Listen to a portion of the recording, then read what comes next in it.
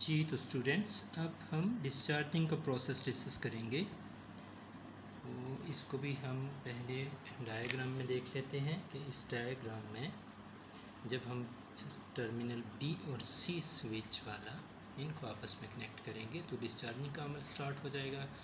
और इसी तरह से यहाँ पर जब हम डायरेक्टली इन प्लेट्स को आपस में कनेक्ट कर देते हैं स्विच के ज़रिए तो ये कैपेसिटर डिस्चार्ज हो जाएगा। तो यहाँ भी कन्वेंशनल डायरेक्शन ऑफ करंट आपको दिखाई गई है। कन्वेंशनली पॉजिटिव चार्ज यहाँ से पॉजिटिव प्लेट से जाएगा और नेगेटिव प्लेट पर मौजूद इलेक्ट्रॉन को नेगेटिव चार्ज को न्यूट्रलाइज कर देगा। तो यहाँ ये मैं लफ्ज़ बोल रहा हूँ, कन्वेंशनली ऐसा किया गया है, वरना हमें पता है कि पॉजिटिव चार्ज मूवेबल है। यहाँ पर दरअसल मूवेबल इलेक्ट्रॉन्स ही होते हैं जो यहाँ जाते हैं और ये पॉजिटिव चार्ज को न्यूट्रलाइज कर देते हैं।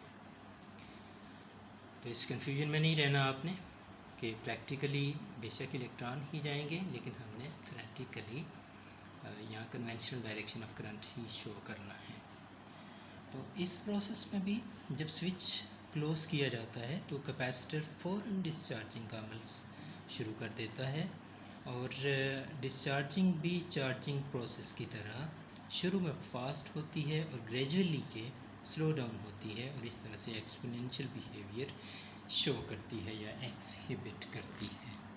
तो इस तरह से at T time zero fully charge capacitor discharging start करता है और आफ्टर टाइम टी उस पर जो चार्ज बच जाता है वो होता है Q is equal to Q not e raise पर minus t by r c. तो इसमें टी वो टू गुजरने वाला टाइम है कि कितना टाइम गुजर चुका है, और आर सी आपको पता है कि ये टाइम कांस्टेंट होता है। तो ग्राफ में ये दिखाया गया है। ग्राफ आप देख सकते हैं, दो ग्राफ बने हुए हैं, दो कैपेसिटर्स के चार्जिंग और डिस्चार्जिंग के। एक्स एक्सिस पर टाइम है, वाई एक्सिस पर चार्ज है। तो at time t is equal to 0 degree equilibrium charge q naught मौजूद है कैपेसिटर पर। और जैसे ही टाइम मूव करता है, टाइम गुजरता है, स्टार्ट होता है, तो कैपेसिटर डिस्चार्ज होना शुरू हो जाता है। शुरू में तेज़ी से फॉल करता हुआ ग्राफ आपको दिखाई दे रहा है, जिसका मतलब है कि तेज़ी से डिस्चार्ज होता है। शुरू में सर्किट की करंट ज़्यादा होती है डिस्चार्जिंग के अमल में भी, और ग्रेजुअली बाद में डिस्चार्जिंग का प्रोसेस स्लो होता जाता है और इस तरह से सर्किट की करंट भी कम होती जाएगी। तो ग्राफ आपको यहाँ पर ग्रेजुअल बिहेवियर वाला नज़र आया है। इसमें भी दो चीज़ें आपको दिखाई गई हैं कि दो कैपेसिटर्स का ग्राफ है। एक ऐसा कैपेसिटर है जिसका स्मॉल आर सी है, यानी वो कम टाइम में डिस्चार्ज हो जाएगा, और एक कैपेसिटर लार्ज आर सी वाला है, वो थोड़ा ज़्यादा टाइम लेगा डिस्चार्ज होने में। तो जो स्मॉल आर सी वाला होता है वो शार्पली फॉल करेगा।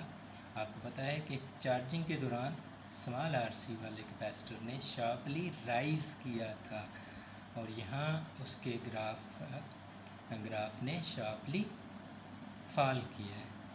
तो इसी तरह से लार्ज आर सी वाले ने वहाँ स्लोली राइज़ किया था, यहाँ स्लोली फॉल करेगा। तो again small value of R C lead to rapid discharging वाली बात है। अगर आप ऊपर वाले फार्मूला में टी की जगह एक टाइम कांस्टेंट के बराबर टाइम लिख दें तो t is equal to R C वहाँ लिखेंगे, तो टी की जगह आपका आ जाएगा माइनस आर सी। तो आर सी जब आ जाएगा टी की जगह तो आर सी से कट जाएगा, ई रेज़ टू -1 हो जाएगा, और यहाँ आ जाएगा 0.367, यानी ये 1/e होगा। 1/e की वैल्यू लिखेंगे, रेशियो बनाएंगे, 0.367 आएगी, और Q नॉट को दूसरी साइड पर ले जाएं तो Q/Q नॉट आ जाएगा, और ये Q/Q नॉट होगा fraction of the charge remaining on the capacitor.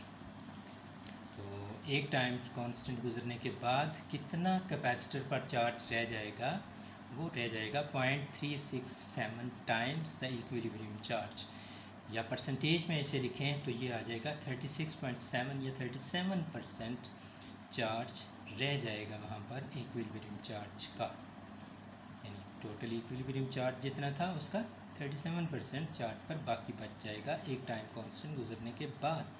इसका मतलब है कि 63% चार्ज कैपेसिटर से रिमूव हो गया है, यानी 63% कैपेसिटर डिस्चार्ज हो गया है। अब हम इसकी चंद एप्लीकेशंस की बात करेंगे। वैसे तो तकरीबन हर तरह की इलेक्ट्रिक अप्लायंसेस में कैपेसिटर कहीं ना कहीं इस्तेमाल होता है। तो यहाँ उसके 2-3 यूजेस आपके सामने लिखे गए हैं। एक होता है कैपेसिटर डिस्चार्ज इग्निशन, जो कि ऑटोमोटिव इलेक्ट्रॉनिक इग्निशन सिस्टम है, जो कि तकरीबन हर तरह के इंजन्स में, जिस तरह मोटरसाइकिल्स हैं, लॉन मूवर्स हैं, चेन साज हैं, स्मॉल इंजन्स हैं, टर्बाइन पावर्ड एयरक्राफ्ट है और सम कार्स में भी ये इस्तेमाल होता है। ये एडवांस शक्ल है इंडक्टिव इग्निशन सिस्टम्स की। तो इससे पहले इंडक्टिव इग्निशन सिस्टम्स काम करते थे, जिसमें कॉइल की हाई इंडक्टेंस चार्जिंग टाइम्स को बढ़ा देती थी, लॉन्ग चार्जिंग टाइम्स होते थे, जिसकी वजह से चार्जिंग टाइम बढ़ जाता था और प्रोसेस स्लो हो जाता था। तो इस तरह से इस सिस्टम के आने से, कैपेसिटर डिस्चार्ज इग्निशन के आने से, इग्निशन सिस्टम ज़्यादा सूटेबल हो गया है।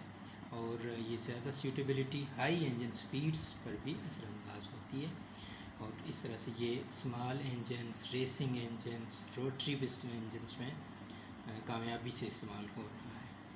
इसी तरह से ये बैटरी की या पावर सप्लाई की कैपेबिलिटी को भी बढ़ा देता है, और इसका जो स्पार्क होता है वो भी मच स्ट्रॉन्गर होता है।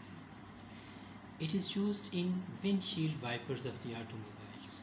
गाड़ियों के विंडशील्ड वाइपर्स में भी चार्जिंग डिस्चार्जिंग ऑफ कैपेसिटर का अमल कार फरमा है। और कैमरास के इलेक्ट्रॉनिक फ्लैश गन्स में भी इसका इस्तेमाल